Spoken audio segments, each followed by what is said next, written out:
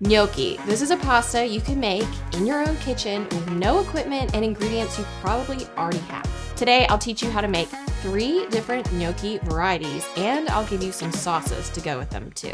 And I have to mention at least one health benefit of potatoes. They're great for gut health. They're a type of resistant starch, which is a fiber that helps feed good gut bacteria. And cooking and then cooling your potatoes before you eat them actually increases the amount of resistant starch they contain. So make sure you make enough gnocchi to refrigerate it and have some leftovers the next day. And don't worry, reheating it won't make you lose these benefits. So let's make gnocchi. The best type of potato to use for gnocchi is a dry one, like a russet. I'm not all about perfection. If you can make real food, I think that's the most important thing. But these potatoes will make a lighter, fluffier gnocchi because you'll need less flour. The more flour you have to use, the more dense your gnocchi will be. I've also got some sweet potatoes because we're making some sweet potato gnocchi too, which is really good, and we'll throw in some pumpkin in another variety later as well. First thing we're gonna do is punch some holes in these and get them in the oven. You could boil the potatoes as well, but they'll be more moist, so not as ideal for gnocchi. Now that our potatoes are done, let's start with the first variety of gnocchi, a traditional version.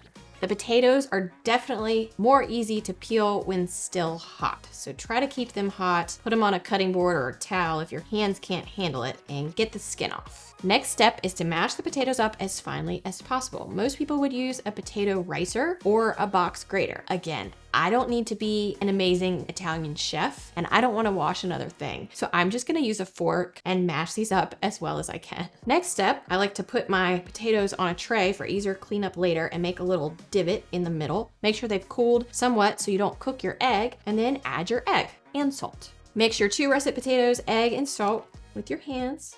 Now I'm gonna use about 1.5 or so cups of flour to make this into a nice dough. The amount definitely depends on the size and dryness of your potatoes. You would actually sift this in very nicely, but I just throw it all in and then start mixing. And you just don't want to over knead the dough if possible, because that will make it more dense. You'll know when you're done when your dough is nice and easy to work with. And again, add your flour gradually. That's a better process than what I showed you, just because you don't know how much you'll need. And I'm using einkorn flour today. It's an ancient variety of flour that we've had for years and years and years. And while it has less starch than regular flour, which is maybe not ideal for gnocchi, it has 30% more protein, more vitamins and minerals, and it's more easy to digest. So it can be really good for people with gluten sensitivities as well. This happens to be whole wheat einkorn flour, but you could use all purpose. That would be probably more traditional. I'm going with the extra healthy version because they were also sold out of the other in the grocery store.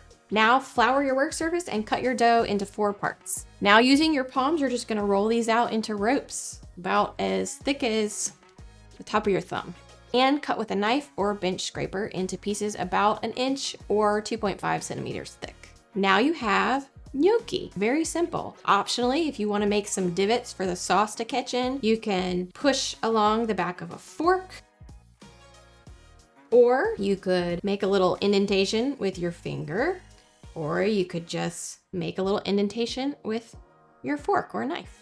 Give your gnocchi a good sprinkle with flour so they don't stick in the pot. Add to some salted boiling water, and these are done when they float to the top.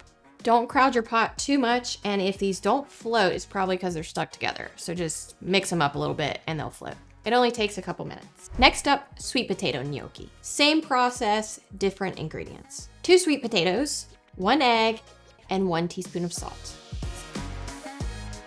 And 2+ cups of flour. These are very moist potatoes.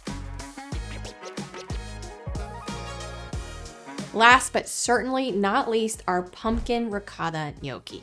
1 russet potato, a 1/2 cup of pumpkin puree, a 1/2 cup of ricotta. Make sure you squeeze as much of the whey out of that ricotta as you can. You can do this with a cheesecloth, towel. Mine's homemade, so I've already just squeezed the heck out of it with my hands. 1 egg and 1 teaspoon of salt. And 2-ish cups of flour. And if you don't feel like making all of these now, you can stick them in the freezer. You can spread them out on a tray or put a bunch of olive oil on them and throw them into a bag. Now you know how to make gnocchi. I love to serve my pumpkin gnocchi with a classic sage butter sauce. I'll have that recipe linked below, but here it is really quickly. Butter, some sage leaves, little salt, reserved pasta water, and your gnocchi, along with some grated Parmesan. And you can always serve up your gnocchi with a simple pasta sauce. It doesn't have to be fancy. A little bit of garlic, some tomato sauce, oregano, a little bit of olive oil, add salt to taste, and there you have it. Now you know how to make healthy gnocchi so you can feel like an Italian chef inside your own kitchen. Tell me which one is your favorite. And on that note, remember to eat real food. See you next time.